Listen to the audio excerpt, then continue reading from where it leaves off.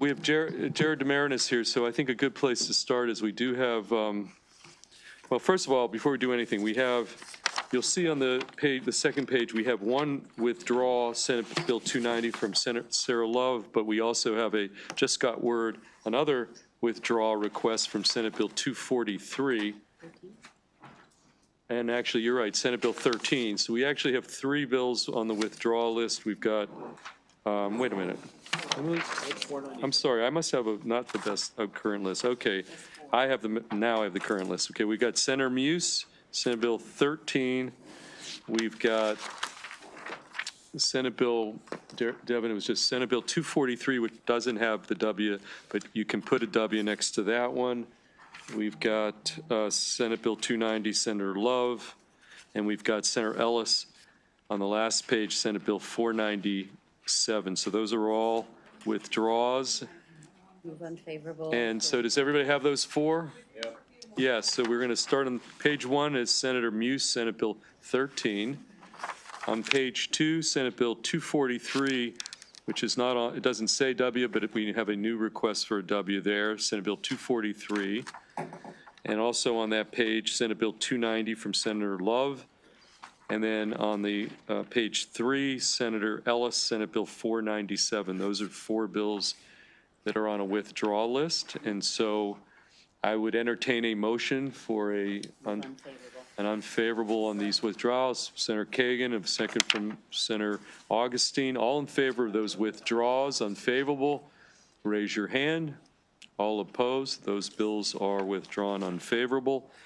Next, we have Jared Demarinis, so I'd like to at least take advantage of him being here in case we get some questions. So let's make our way through some of these election law bills next. And we might as well start with Senate Bill 2. Sure. A piece of legislation that did pass out of this committee, I believe 10-1 or something along those lines last session. Special elections for vacancies from the legislature. So, Stacy, Senate Bill 2.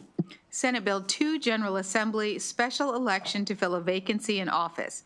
This proposed constitutional amendment, if approved by the voters at the next general election, alters the procedure for filling a vacancy in the office of state senator or delegate. It requires the governor to, immediately upon a vacancy in the office of state senator or delegate, if the vacancy occurs on or before the 55th day, a specified date, declares the special primary and general election to fill the vacancy. The special primary and general elections must take place during the regular statewide primary and general elections that occur in the second year of a term, and the governor must appoint an eligible individual to fill the vacancy until a successor is elected. The proposed constitutional amendment exempts a special election to fill a vacancy in a specified office from the quadrennial schedule for the election of state and county officers. The bill also makes stylistic changes to replace gendered language with non-gendered language. There are no amendments. Anybody want to make a motion? Favorable. Favorable motion from Senator Kagan. Is there a second? Senator Brooks is a second. Discussion. Okay, let's do a roll call on this one. It wasn't unanimous last year, and I don't want everybody to be on the record on this constitutional change. Memoria? Senator Kagan? Aye. Senator Kagan, yes. Senator Augustine? Senator Augustine, yes. Senator Gallion? Senator Gallion, yes. Senator Watson? No. Senator Watson, no. Senator Attar? Yes. Senator Attar, yes. Senator Brooks? Yes. Senator Brooks, yes. Senator Carozza? Yes. Senator Carozza, yes. Senator Hester? Yes. Senator Hester, yes. Senator Washington? Yes. Senator Washington, yes. Senator Simonaire? Yes. Senator Feldman? Yes, that bill carries 10-1, the dissenting vote coming from Senator Watson. And we will next move to Senator Kagan, Senate Bill 27. Stacy? Senate Bill 27, Election Law, Campaign Finance, Exploratory Committees. This bill establishes exploratory committees in state campaign finance law, first by defining them, then making them subject to provisions that apply to political committees, but establishing that a donation to an exploratory committee is not subject to any limits, and finally establishing additional requirements and limitations. There is one amendment. You can find that on page 4 of your packet. A reprint begins on page 5. This amendment strikes language that authorizes an individual who is a candidate to establish an exploratory committee for another public office, and provides that an exploratory committee may make a disbursement only for purposes related to determining the potential candidate's viability for public office. Senator Kagan, do you have any to add or? So, colleagues, this is a narrower bill than the one that we passed, and I was just trying to look up really quickly. I think it passed unanimously last year.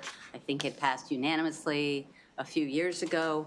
The whole idea is there are no guardrails right now, and candidates from both parties have done either exploratory or draft committees. We narrowed it this year. We took out draft, and so it's just exploratory. I have an amendment that was recommended by Chair Tamaris that clarifies even a little bit more.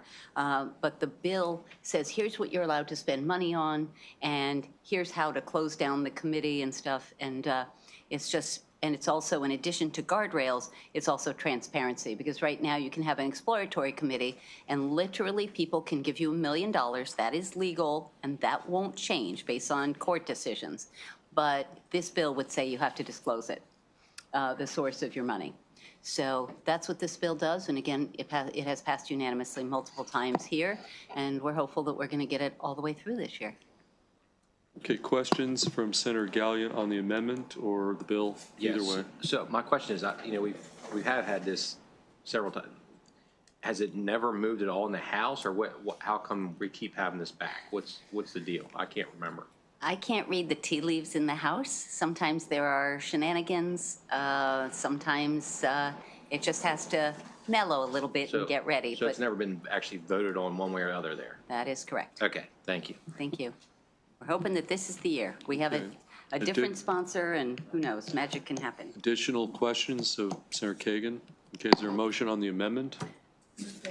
Move the amendment. Second. Okay, we've moved the amendment, and there's a second from Senator Washington. Questions on the amendment? All in favor of the amendment, raise your hand. All opposed? Senator Gallion, are you all opposed? Amendment carries. Okay, we now have the bill, Senate Bill 27, as amended in front of us. Is there a motion? Move favorable on the bill as amended. Okay, motion favorable from Senator Kagan, a second from Senator Simonaire. Discussion. Okay, seeing none. All in favor of Senate Bill 27 as amended, raise your hand. All opposed, that carries unanimously. Let's go stick with the election bills, and I also want to get some Simonaire, since Senator Simonaire is not going to be here tomorrow. Let's make sure we get some of those in. Okay, so let's go next election bill. Oh, and actually Senator Kramer's bill, Senate Bill 93, we're gonna hold that one.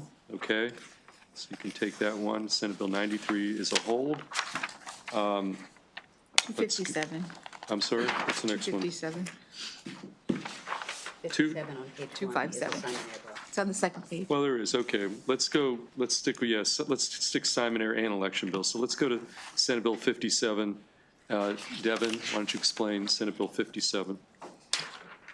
Bill 57, funeral establishments, crematories, and reduction facilities, disposition of unclaimed remains, veterans. This bill establishes requirements in the business regulation article that conform to those already in place in the health occupations article. Accordingly, the bill requires, under the business regulation article, a licensed funeral establishment, crematory operator, or reduction facility to take specified actions if a veterans service organization does not take possession of unclaimed remains, hydrolyzed remains, or a portion of unclaimed soil remains that qualify for a lot in a state veterans cemetery. The bill also makes a further conforming change to the health occupations article to make sure that both articles match with regard to the hydrolyzed remains of veterans. And if you ask me, I will tell you that hydrolyzed remains is water cremation. I apologize, but did you say there were amendments or no amendments? No amendments. No amendments. Okay, Senator Washington moves favorable. Sponsor is the second. Discussion on Senate Bill 57. Okay, all in favor of Senate Bill 57, raise your hand. All opposed, that bill carries unanimously. Next up, Senate Bill 114. by Simon Air bill as well. And Devin, back to you. Senate Bill 114, Maryland Department of Labor, licenses, notation of veteran status and eligibility for benefits. This bill authorizes each unit in the Maryland Department of Labor to establish a process to include a notation indicating veteran status on an occupational license and assist in determining eligibility for state and federal veterans benefits. The bill establishes additional specifications for any process implemented by a unit of the Department of Labor. There is an amendment on page 15 of your packet from Senator Simon Air that strikes from the bill the provision relating to assisting the determination of eligibility of benefits. Senator Simon Air, do you want to explain your amendment? So this was incorrectly put in drafting. It just says that boards are not the ones to determine the eligibility. It's the Department of Veterans Affairs. So I've run it by everybody. They're good with the amendment. Okay, do you want to move that amendment? Sure. Okay, we have an amendment moved by Senator Simon Air. Is there a second from Senator Gallion? Any discussion about the amendment? Okay, all in favor of the amendment, raise your hand. All opposed, the amendment carries. Senator Simon Air, do you want to make a motion? Senate Bill 114 as amended is favorable from the sponsor, second from the vice chair. Discussion? Okay, all in favor, Senate Bill 114 as amended, raise your hand. All opposed, that bill carries unanimously. Senate Bill 153. Senate Bill 153, Senate Education, Energy, and the Environment Committee and House Environment and Transportation Committee, code references revisions. This bill alters terminology throughout the annotated code to reflect the renaming of the Senate Education, Health, and Environmental Affairs Committee to be the Senate Committee on Education, Energy, and Environment, and the renaming of the House Environmental Matters Committee to be the House Environment and Transportation Committee. The bill also clarifies which standing committees of the General Assembly must receive specified reports and assign members to specified oversight committee by reflecting the changes in subject matter jurisdiction for the Senate Committee on Education, Energy, and Environment and the Senate Finance Committee. EEE did not lose jurisdiction over any boards other than the health-related boards that went along with finance. There is an amendment on page 16 of your packet from Senator Simon Air that alters the membership of the Oversight Committee on Quality of Care in Nursing Homes and Assisted Living Facilities by clarifying that it's one member of Finance and one member of HGO on that committee. Explain that amendment. Yeah, so basically before the restructuring, we had one member from EEE and one member from Finance. So HGO had two members. And since that material went up to finance, they said they would just like to have one member, and HEO said they'd just like to have one member. Okay. Do you want to make a motion on that amendment? Okay, we've got Senator Simon Air in the motion, second from Senator Augustine. All in favor of that amendment, raise your hand. All opposed? Okay, the amendment carries. Senator Simon Air moves Senate Bill 153. Senator Augustine second. Discussion? All in favor? Senate Bill 153 is amended. Raise your hand. All opposed? That motion carries unanimously. Senate Bill 172, Senator Simon Air. Senate Bill 172, Maryland Veterans Trust, Board of Trustees membership. This bill expands the membership of the Board of Trustees of the Maryland Veterans Trust to include the Secretary of Disabilities ex officio or the Secretary's designee. There are no amendments.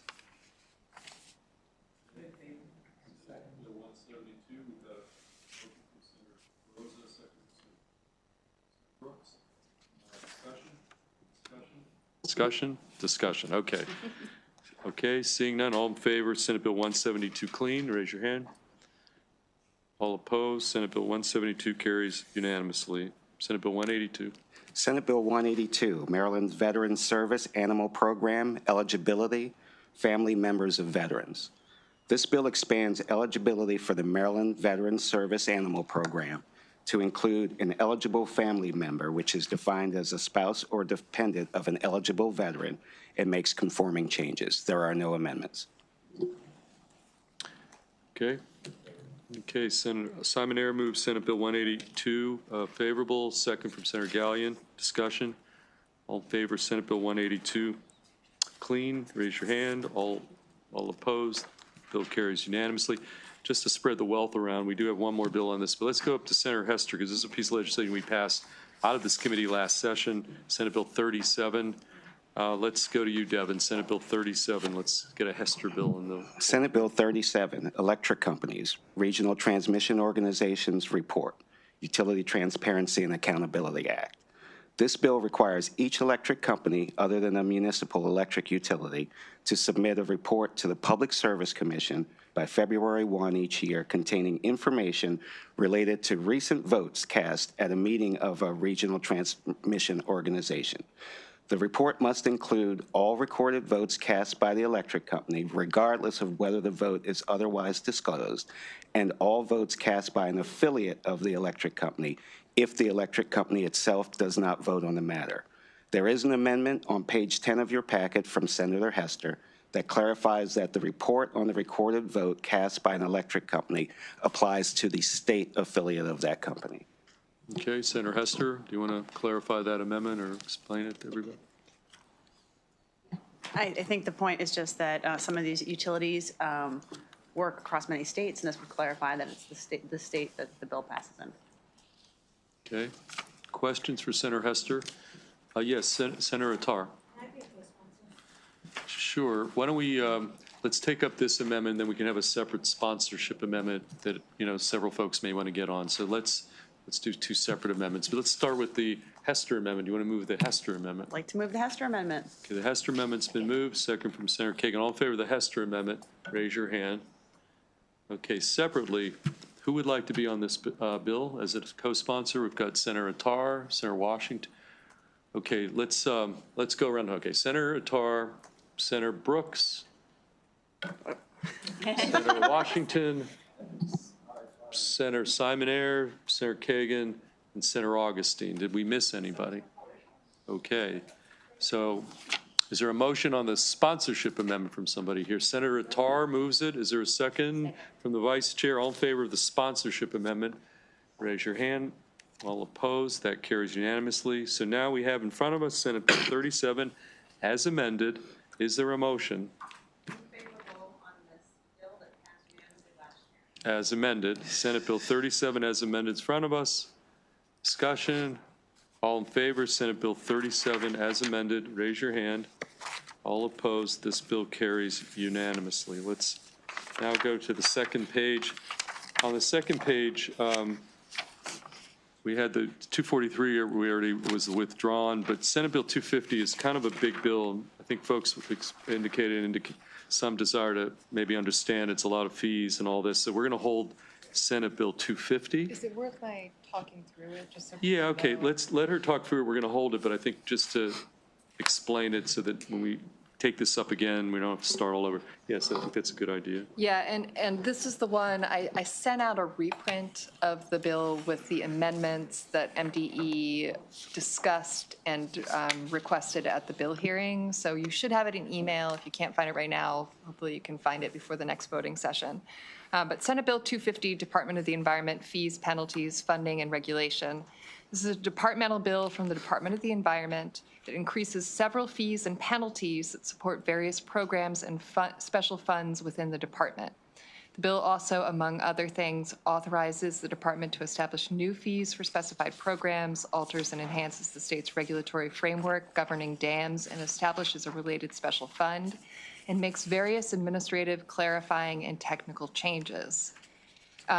Just to note, there was no outright opposition at the bill hearing, although there are a few groups that submitted testimony in support with amendments. So again, before next week's voting session, maybe review that bill or those amendments. And if anybody wants amendments drafted, either please come to me or to the amendment office. So the amendments are in the voting packet on page 17, but again, I would encourage you to look at the reprint. These were the amendments discussed at the bill hearing. The amendments strike changes related to fees under the Erosion and Sediment Control Responsible Personnel Training Program, the Wetlands and Waterways Program, the Lead Rental Registry, the Voluntary Cleanup Program, and the Maryland Mining Program for non-coal surface mining. These are all provisions that have been included in this year's BRFA. So what remains in the bill? What remains in the bill is that it would make the following changes to the Maryland Clean Air Fund. It would expand the purpose of the fund, repeal the requirement that when the fund balance is at least $2 million, any additional money received by MDE must be deposited into the general fund, and increase the cap on the emissions-based air quality operating permit fees set by MDE. So those are the clean air emissions permit fees related provisions. Next thing it would do is establish a fee for processing and issuing the training certification required. Oh, sorry, that one was cut. It would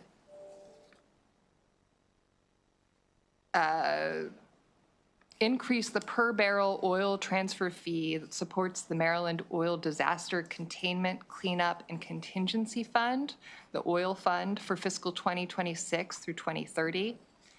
It would alter and enhance the regulatory framework governing the construction, reconstruction, repair, removal, modification, and operation of dams by requiring dam owners to annually register with MDE, and expanding MDE's authority to take emergency action if a dam is in imminent danger of failing.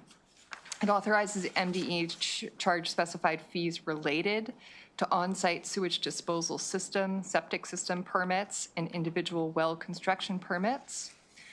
And it requires MDE to include additional information in the factors used to calculate the annual fees that must be paid by a generator of coal combustion byproducts, which accrue to the state's coal combustion byproduct management fund.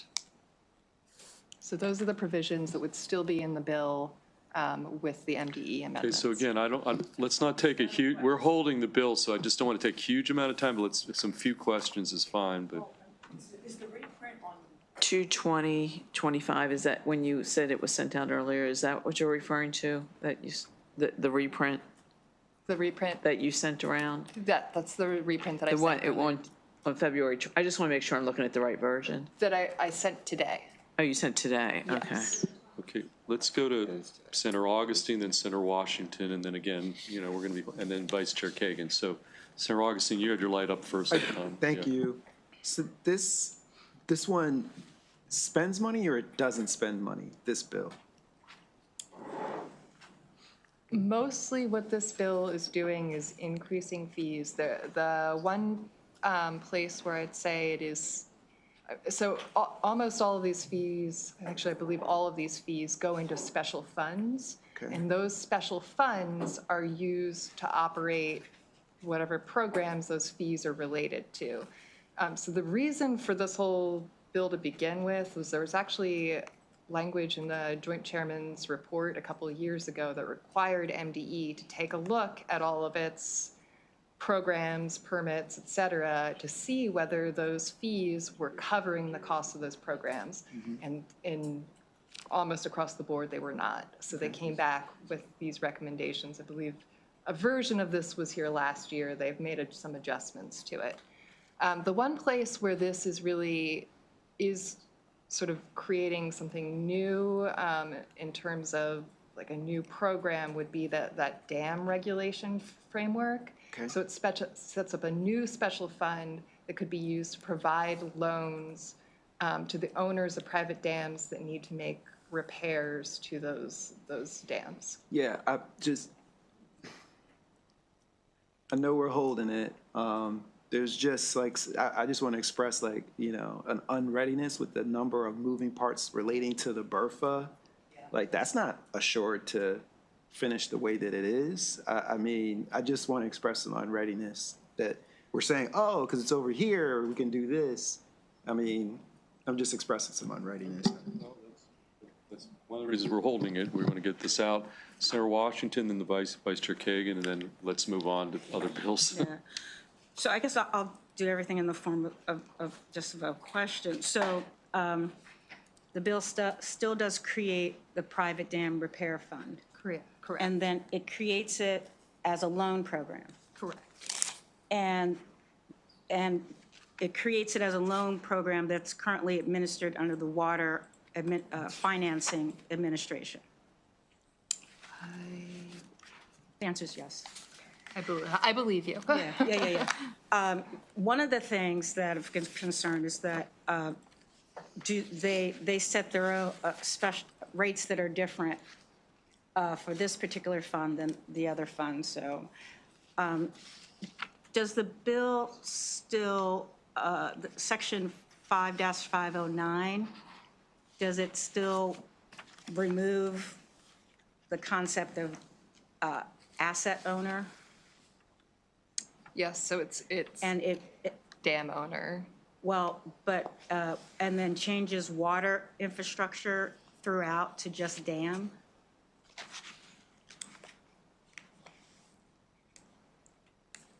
Well, so water infrastructure asset is changed throughout to refer just to dams. Right.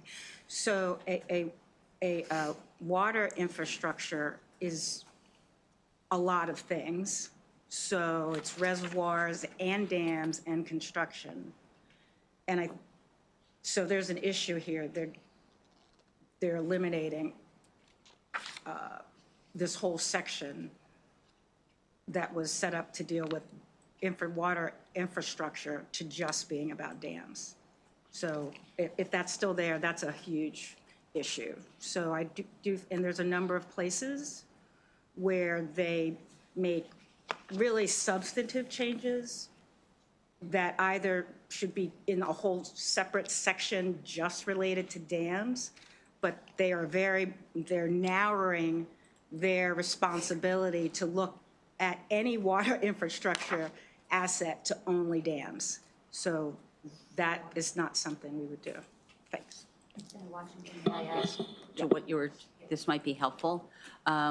So I just wanted to let you know, as you may or may not remember, I was asking a lot about the dams that Senator Washington is talking about and the number that are high hazard, and there were 28 that were privately owned high hazard and another 74 as significant hazard, and sort of I was alarmed by that. I wanted to let you know that I did get a memo from the department. It's 7.5 pages. I will forward it to April or forward it to any of you. But April can disperse it or not. I can send it to you now if you want, Senator Washington or whatever. No, I think dams are important. Yeah. But there's not, this section doesn't only apply to dams. Right. So But they're striking all the other types of because we have things to deal with like pipes and things like that, and then you have this other category. Yep, I just wanted to let you know that how they're going to deal with our The dams. are huge, but this is reservoirs, Okay. Vice Chair, did you have another? That's all I wanted to Okay. share. Senator Hester, how about you have the final word? I was just going to add another perspective, because we actually had this happen in my community. Like, these old farm ponds, you know, where they butt up against, you know, a road, they actually define that as a dam. So like our community had one of these, and it was like, you know, 2 or 3 feet, right? And the community association didn't have like the money to do it. So we raised the money, we all chipped in, we got a grant from the county. But I think one thing that they might be trying to do here is to limit it to these, which you're right, we don't want to do it for everything, but if it's just for the purposes of helping out like the private owners, so we're not talking only about these huge dams. There could be these little ones that can still be safety issues, but they need to be addressed. That might be part of it. Well, again, I understand the intent of right, so I just think it should be a separate, I agree with the idea of et cetera, but as drafted, because dams are included as a part of the definition of water infrastructure. That's included. And it's listed in other parts of the code, just like another section down, that it does include dams. So they're narrowing this entire section, this section to just dams. Is that for the purposes of the grant program or for all purposes? Well, it would be, the way it's drafted, it's all purposes. For the purpose of this regulatory framework. And Right. I think I'll have to have a follow-up conversation with MDE about what they actually see the practical effect of that being. Right. Okay. Okay, this bill's held until, Okay, we still have Jared Demarinis is sticking around longer than he had thought. Let's get to these there's two other election law bills while he's here. If you have any questions, I'm going to go to Senate Bill 257, and then there's also 259. So, Stacy, explain 257 and 259, and then we can send Jared Demarinis home. Senate Bill 257, Election Law, Notice to Permanent Absentee Voters. This departmental bill alters provisions governing the State Board of Elections' outreach to permanent absentee voters prior to an election to confirm that they are on the permanent absentee list and to confirm their address and the method by which they wish to receive their absentee ballot. There are no amendments. Just recall from the briefing earlier this year, they talked about having a much larger amount of provisional ballots this year, and there's some thought that this would also remind people that they asked to be on the permanent list, and it would help cut down on some of those provisional ballots. Move favorable. Okay, Senator Augustine moves favorable, second from Senator Kagan. Discussion? All in favor, Senate Bill 257 clean, raise your hand. All opposed, that bill carries. Let's go to 259 next. Senate Bill 259, Election Law, Local Boards of Elections, Election Plan Requirements. This departmental bill consolidates existing requirements for local boards of elections designation and location of polling places, early voting centers, and ballot drop boxes, and approval of the designations locations by the State Board of Elections. The bill consolidates these requirements into a requirement that each local board submit a single election plan that includes a polling place plan, an early voting center plan, and a ballot drop box plan to the State Board of Elections for approval. The bill also makes certain substantive changes to those existing requirements. There are no amendments. Okay, favorable from Senator Kagan. Is there a second? Second? Second for Senator Brooks. We're going to get jazzed up here again here, okay, for the final push. Okay, any discussion? All in favor, Senate Bill 259, clean, raise your hand. All opposed, that bill carries unanimously. Let's take care of this one final Simon Ayer bill at the bottom. It's a local Anne Arundel bill. Stacy, Senate Bill 307. Thank you, Jared. Thank you, Jared, for sticking around. Senate Bill 307, Anne Arundel County Board of Education Student Member Scholarship Increase. This bill increases the scholarship award for a student member of the Anne Arundel County Board of Education who completes a full term from $8,000 to $15,000. The bill would take effect June 1, 2025. There are no amendments. The local letter has been received, and there is a co-sponsor request from Senator Guile, Henson, Rosapep, and Lamb. I was getting there. I thought that was an amendment. It's a request for a co-sponsor. It's not a technical. You didn't send me an amendment. Okay, the request / amendment, whatever it is there's a motion, a second from? I mean, I'm trying to, wait, just clarify. Is an amendment with sponsor? What is it? So he didn't give me an amendment, but they made a request to me Oh, I that see. there be Okay, a we will honor the co-sponsor. request. So, Okay, all in favor of that request to be co-sponsors, raise your hand. All opposed, that amendment to the bill carries. Senate Bill 307 with that, Senator Simon Ayer, Senator Augustine second. All in favor, Senate Bill 307 as amended, raise your hand. All opposed, that bill carries. Let's stick with members of the committee before we do. I see an Augustine bill here. Let's take up Senate Bill 2. Wait, aren't we gonna do this tomorrow? Well, we can. I mean, we're almost done. You guys wanna keep going? We got like about 5 more, 6, well, Let's go. Okay. okay, we got some folks apparently that might have trouble voting, so let's go a little longer here. We're starting with Senator Augustine bill to motivate him to, maybe we'll put that last. Okay, no. Senate Bill 2, no, there people seem motivated, just roll through it. Senate Bill 296, Devin, Senator Augustine. Senate Bill 296, Public Information Act. Your mic isn't on. Thank you. Senate Bill 296, Public Information Act, Public Access Ombudsman, Delegation of Powers. This bill authorizes the Public Access Ombudsman to delegate to a staff member of the Office of the Public Access Ombudsman any of the powers and duties granted to the Ombudsman. There is an amendment on page 29 that's from Senator Augustine that the House put on this bill that limits the duties that the ombudsman may delegate. Now, so the ombudsman's an attorney, and certain duties of an attorney wouldn't transfer to the staff of the members, and that's the purpose of the amendment. Yeah, I support the amendment. It just sort of makes sure that the person who is doing this work, we want to give flexibility. We want to make sure that they're fully able, qualified, everything to do it. So I would move the amendment. Okay, we have a motion moving the amendment from Senator Augustine, second from the Vice Chair. Any discussion? Seeing none, all in favor of the amendment from Senator Augustine, raise your hand. All opposed, that amendment carries. We have Senate Bill 296 as amended. Yes? Sure. Dude, talk up just a little louder. This is just not on. Senate Bill 296. Okay. Okay, so Yep. I brought this up, I think, during the hearing. And it kind of goes back to the increased staff, I guess, we've had for the Office of the Attorney General. And I know this is for the ombudsman, that we're giving him these authorities to delegate because of the increase of the PIA request. Is that what's driving this, and is this leading to an additional request for more staff because the PIA requests have increased due to some of the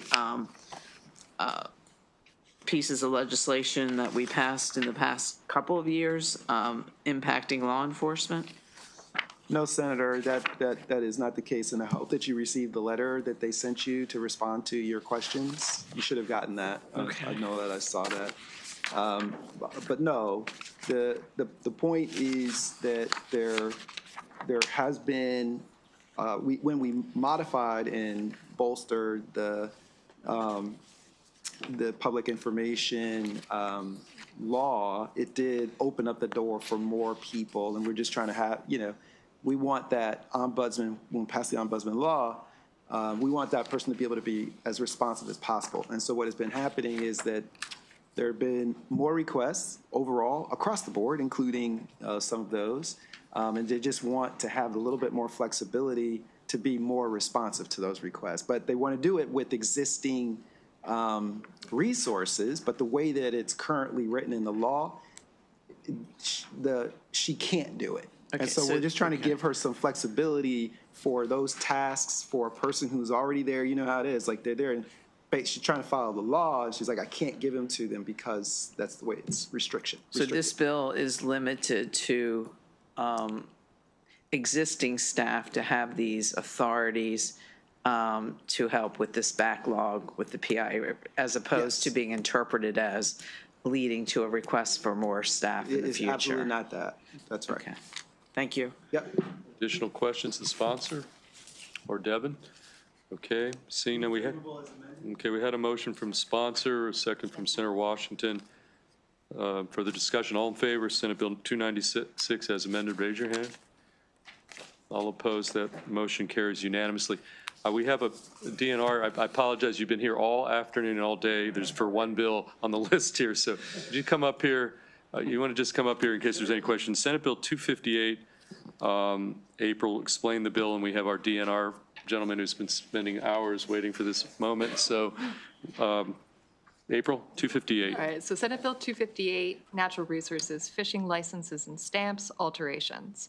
This is a departmental bill from DNR that increases fees for senior sport fishing licenses, anglers licenses, and trout stamps, and repeals the trout stamp exemption for senior sport fishing license holders. There are no amendments. There was no opposition at the bill hearing, although I have heard that some people have subsequently heard some concern from constituents. And just to note, the trout stamp was last increased in 1992. The other fees were last increased in 2007.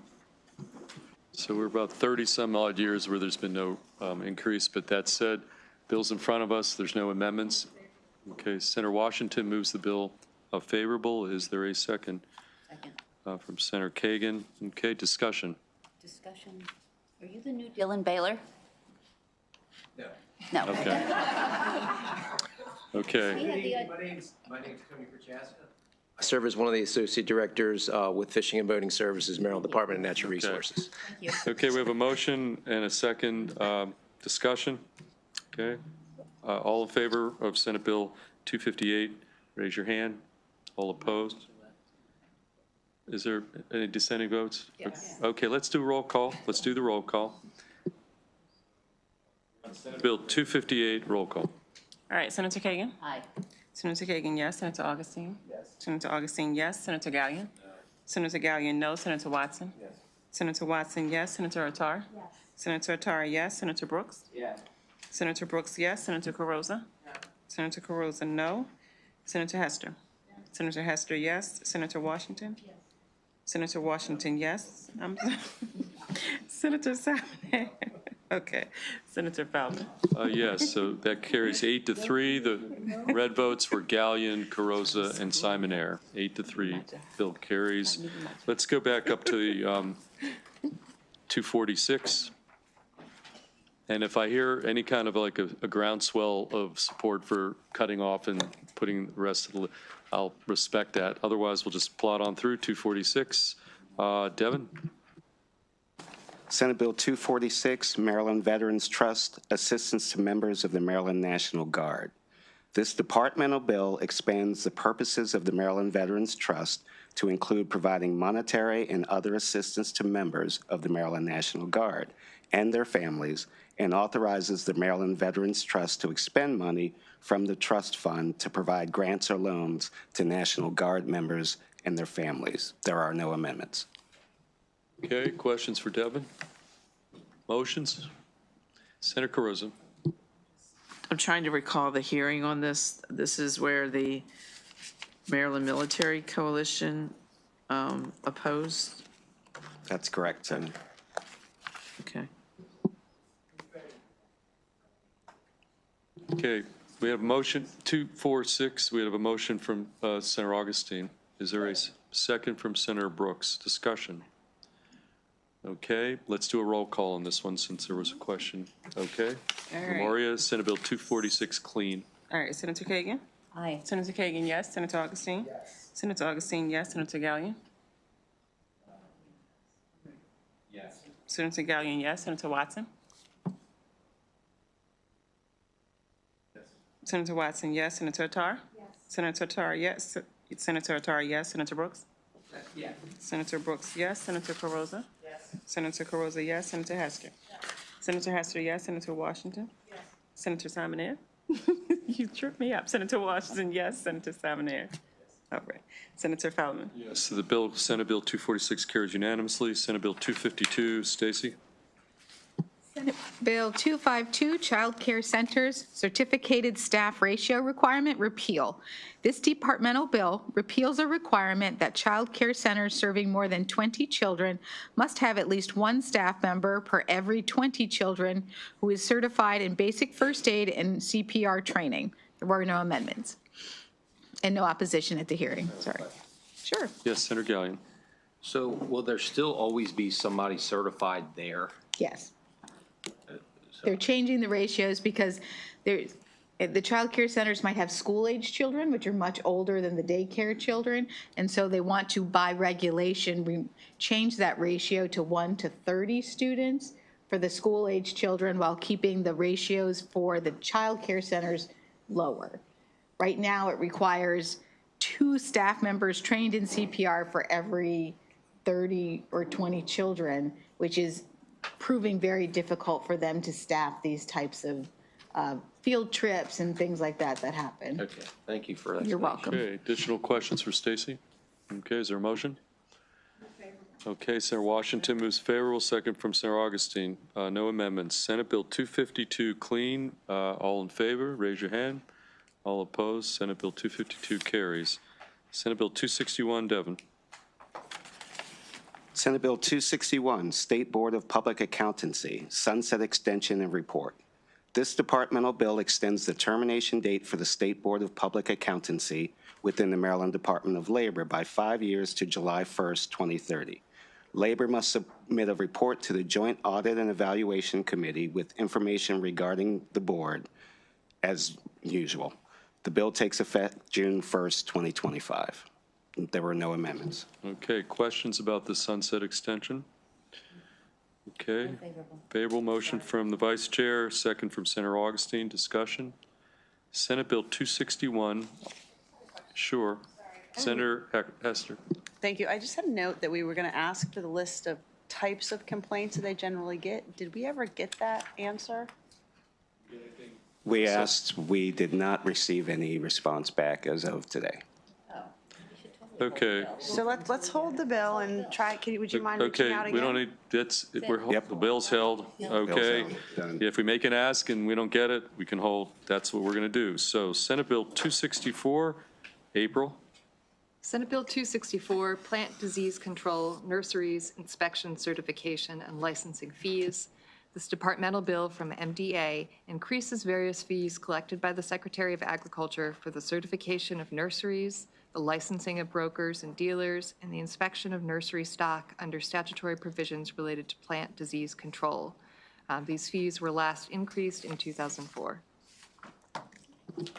Okay, motion. Questions, discussion. 264, Senator,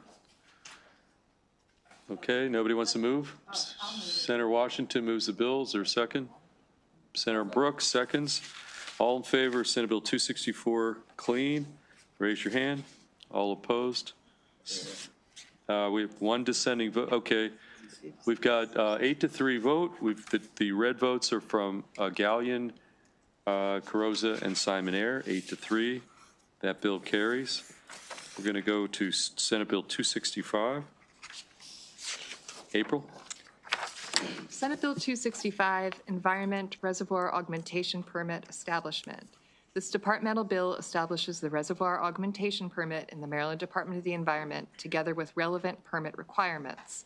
The department must adopt regulations that, among other things, set a reasonable permit application fee. Just as a reminder, we heard this bill on a voting list before. This is the permanent permit or permanent regulatory program that's intended to ultimately supplant the pilot program that Westminster is operating under. There are amendments in your voting packet on page 20. I just included, these are the amendments that the House Environment and Transportation Committee adopted to the House cross-file, which is already in our possession, and are the amendments being requested by MDE. These are technical and corrective amendments. Specifically, the amendments correct the name of the reservoir augmentation permit, clarify that the department may revoke a permit based on noncompliance with any pretreatment regulations, not just those adopted by the department. So those would include federal pretreatment regulations. Correct a word, application fee designed, not designated, to cover the cost of administering the permit. And additionally, the amendments add a requirement that the department report on the implementation of the program by December 31st, 2035, and every 5 years thereafter. That was added by the House. There is one additional amendment in your packet on page 28. This is by request of the Department of the Environment after conversations with Westminster, which is currently the only one operating under that potable reuse pilot program. And it would exempt a project covered under the current potable reuse permit from having to complete a feasibility study when applying for coverage under the new reservoir augmentation permit. So it would be duplicative since they've already done the feasibility study. Okay. So, yeah. I'll move the reservoir amendment. Okay, we've got a motion on the reservoir amendment, a second from Senator Vice Chair Kagan. All in favor of the reservoir amendment, so to speak, raise your hand. All opposed, that carries. And I'll move The MDE amendment. Okay, is that this MDE, Westminster? They're all on MDE. Okay, they're all MDE. Okay, Senator Augustine, the MDE / Westminster amendment. A second from the vice chair. All in favor of those amendments, raise your hand. Okay, is there a motion on the bill as amended? Second, we got a motion from Senator Washington, second from Senator Augustine. Yes, discussion, question from Senator Simoner. Just the overall, where is this water coming from that they're reclaiming? This is wastewater treatment water. So they are taking wastewater, treating it to drinking water standards, and then adding that water back into the reservoir, which then would go again through a drinking water. This is like Kevin Costner in Waterworld. I guess so. I have Sort of. not actually seen that movie. I wouldn't know that. I'm not sure if that's accurate, but okay. Okay, any other questions? Okay, we got Senate Bill 265 with those two amendments we put on the bill. So 265 as amended. All in favor, raise your hand. All opposed? I'm going to abstain. Okay, we've got a 10-0, one abstention from Senator Simoner vote. That bill carries. Let's go to the final page and the final couple of bills. We've got 3 bills left. We're going to start with you. All 3 are from Stacy. Senate Bill 378, Senator A. Washington. Senate Bill 378, State Library Agency Family Literacy Pilot Program Establishment. This bill establishes the Family Literacy Pilot Program administered by the State Library Agency to foster family literacy and strengthen parent-child relationships by providing children's books in state correctional facilities to incarcerated individuals and a means for an incarcerated individual to read aloud to the individual's child. The Library Agency, in consultation with the Department of Public Safety and Correctional Services and the Correctional Education Council within the Maryland Department of Labor, must select 4 state correctional facility libraries or pre-release centers to participate in the program as specified. The bill authorizes the State Library Agency to adopt regulations necessary to carry out the bill's requirements. The State Library Agency must report on the results of the program by December 1, 2028, and the bill terminates on December 31st, 2028. There are no amendments. The fiscal impact's only about $70,000, which is under our threshold here, and there is a co-sponsor request from Senator Kagan. Yeah, me too. Okay, before we do anything else, who would like to be on this bill as a co-sponsor? We've got Vice Senator Kagan, Augustine, Watson, Attar, Brooks, Hester, and Washington. Are you on there? Do you want to be on there? What's that? Feldman will go on there as well. Anybody? I have a question. Sure. Should Before we move the bill first so it's before Well, us? first we need to move that amendment. Yes. Sponsorship amendment. All in favor of the sponsorship amendment? Nothing else? Raise your hand. All opposed? Okay, now discussion, Okay, questions? now let's move the bill, but then we'll have debate, or I have a question. Okay, then we need a motion first. Is there a motion on Senate Bill Move favorable as amended. 378 as amended? Motion from Vice Chair, second from Senator Augustine. Now in front of us is Senate Bill 378 as amended. Questions? Question for council. So I love this bill. I wonder whether if there were private funders who wanted to underwrite this program in order to expand it or support it, would that be allowed in the current language? Or is there easy language that says they could take private funding? There is no language in the bill that discusses funding at all. I mean, once the bill were to pass and then the governor were to sign it, the State Library Agency is just directed to do what's in the bill's services. Would they take money? I can't imagine that they would turn it down, but I don't know if nothing is particularly authorized. So this is four entities in the state, and we have a lot more than that, and I don't know off the top of my head how many we have.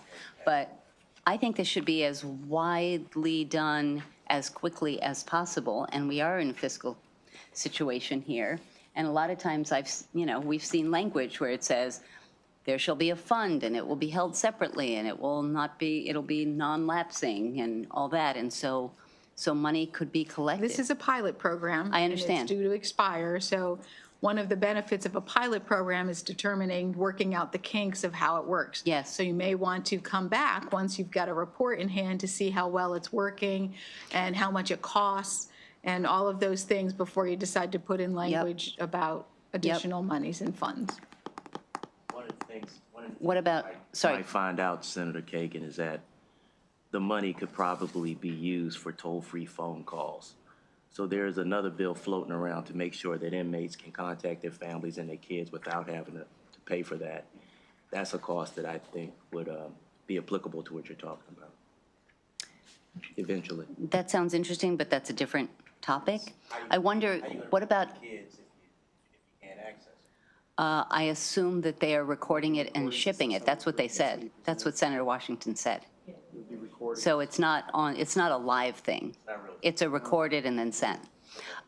So Stacy, what about uncodified language that says, let us know how it went? Or is that implied because it has a quick expiration, sunset? Well, I mean, there is a report requirement that's due on December 1, 2028 on the whole Which of is the a long pilot time. program. All right, all right. Before we get to the floor, if you want to come up with some language. What do you think? I would move the report up sooner, but having had experience of putting in legislation, dealing with correction to expand access to libraries, it's not as easy, it's not easy. And so it is really good to actually do this as a pilot, see how it works. There's all kinds of logistical things that you wouldn't normally think of if you were just thinking about a typical library, et cetera. So it is good to just start this way and then move it forward. So also part of the fiscal note, they do highlight that they don't have to do these simultaneously. They may decide in a certain women's facility to try it there first, and then in a men's facility or whatnot. So to understand the logistics of how this is going to work. So we had a motion and a bill as amended. Is any further discussion? Okay, do we need a roll call on this one, or we're good? Okay, all in favor of Senate Bill 378 as amended, raise your hand. All opposed, that carries unanimously. Okay, question on the table. Do you want to do the final two bills, or you want to call it here? Okay, Senate Bill 451, Stacy from Senator King. You won't regret just pulling through here. Senate Bill 451, Adult Education High School Diploma by Examination Requirements and Study. This bill requires the Maryland Department of Labor to allow an individual to take all components of the high school diploma by examination, or the GED, in the language of their choice. The Maryland Labor must identify other appropriate languages in which to offer the GED and study the feasibility and cost of offering the examination in additional languages. By December 1, 2026, the Maryland Department of Labor must submit a report on its findings and recommendations from the study. There is one amendment. It's on page 31 of your packet. And essentially, this would conform the bill to the language, the cross-file in the House. Somehow they got screwed up in drafting, and they have different language. But this would add language to allow an individual to take all components of the examination in the same language from the English or Spanish language examination offered by the department.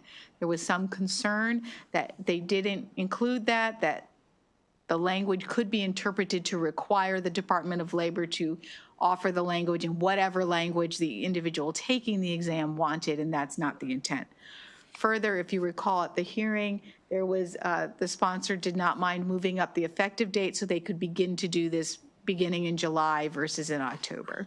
But that's not in the amendment, so you would have to offer that. Okay, so move the amendment on page 31. Second.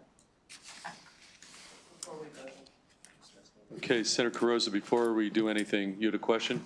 I do on the amendment. Okay, let's take a question on the amendment before I we just take want any to vote on the understand, amendment. is it the amendment that is clarifying that it's basically an option of English and Spanish and not opening it up to all the other Page 31. languages? Correct, yes. And then the study part is in the base bill, and that's just to try to get a handle on what we may be looking at as far as the number of languages. So that's just a study part.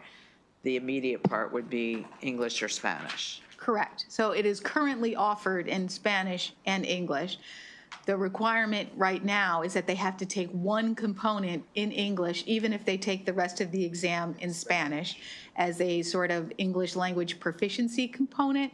However, as they stated, we're the only state in the country that requires that, and it creates a problem when they take the rest of the exam in Spanish and they can't take that last part, or they can't pass that last Which component. could prevent them from getting a job. Right, but again, as in drafting, they were concerned about the interpretation of the language in the Senate bill.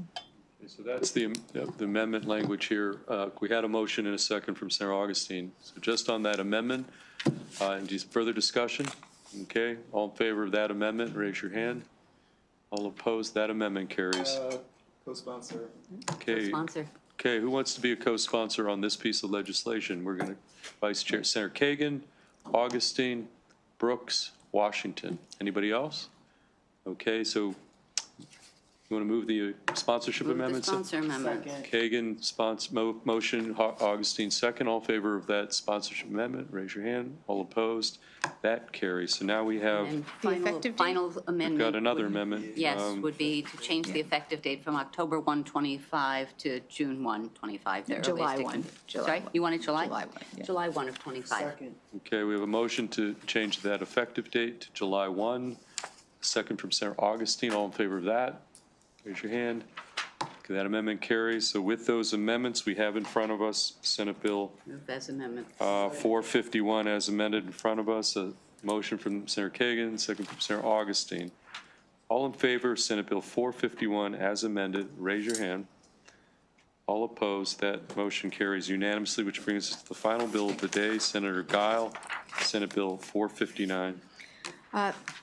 Senate Bill 459, Education and Health, Emergency Use Epinephrine Alterations. This committee is secondary on this bill. It has been passed by the Finance Committee and voted unanimously favorable. This bill replaces the term auto-injectable epinephrine with emergency use epinephrine throughout the Education, Health General, and Health Occupations articles, and renames the Emergency Use Auto-Injectable Epinephrine Program to be the Emergency Use Epinephrine Program, thereby including non-injectable forms of epinephrine in existing programs. The bill defines emergency use epinephrine as portable, disposable drug delivery device or product approved by the U.S. Food and Drug Administration that contains a pre-measured single dose of epinephrine that is used to treat anaphylaxis in an emergency situation. There are no amendments. Okay, this is, again, we're secondary. The bills come over here from Finance unanimously. Sarah Hester, question. I really hate to ask Stacy, but last year when we were doing the joint training on epinephrine and bronchodilators, does this impact that work at all? Not at all. It just changes the mode of delivery. So it allows them to purchase any of these devices versus just an auto-injectable epinephrine pen. Okay, is there a motion on Senate Bill 459? Okay, favorable, Senator Simon Ayers, second from Senator Washington. All in favor, Senate Bill 459, raise your hand. All opposed, bill carries unanimously. We are done. We jammed, yes?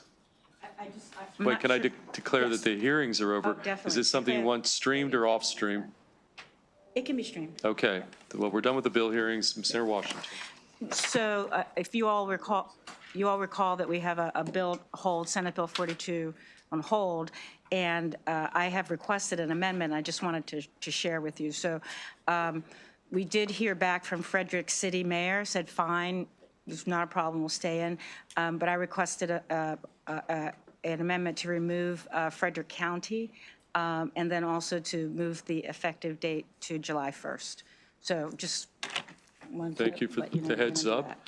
that. Okay, so with that, we're done with voting, done with bill hearings. See everybody at